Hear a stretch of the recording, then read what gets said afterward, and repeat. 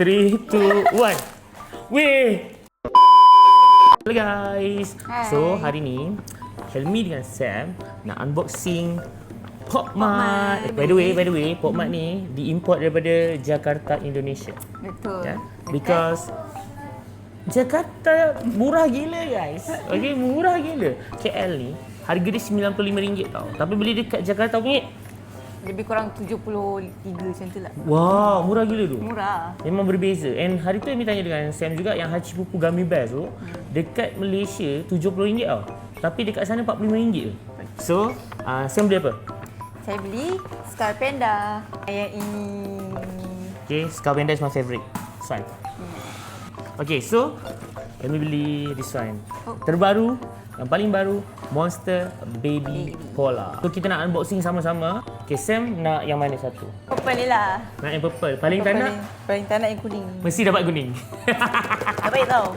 Tak nak yang warna pink ah. Warna pink tak nak sebab nanti tak boleh pakai. Saya pilih yang this green, Poa ataupun Go Lily. When this is my first time Yeah. beli. This is Pop Mart. Sam first Pop Mart. Dia rasa macam sayang lah nak buka. Bukan macam tu. Macam mana? Ha. Okay, tarik. Tarik. Kena tarik dalam juga. Tarik dalam je lah. Dia koyak pula. Tak, memang dia akan koyak. Tarik Oh, je. ya ke?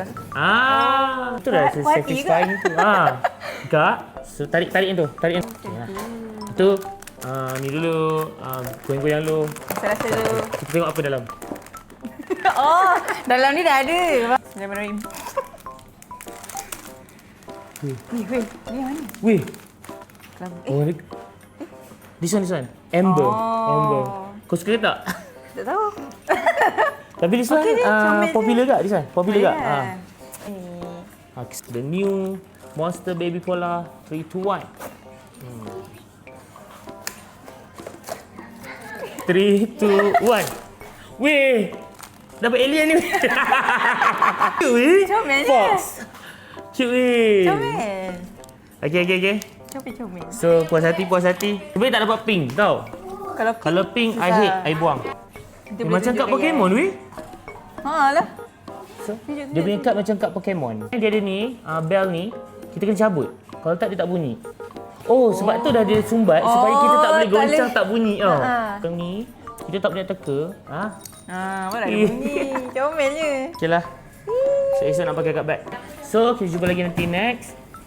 Pop Mart. Unboxing. So, macam biasalah duit habis. Bye-bye. Bye-bye.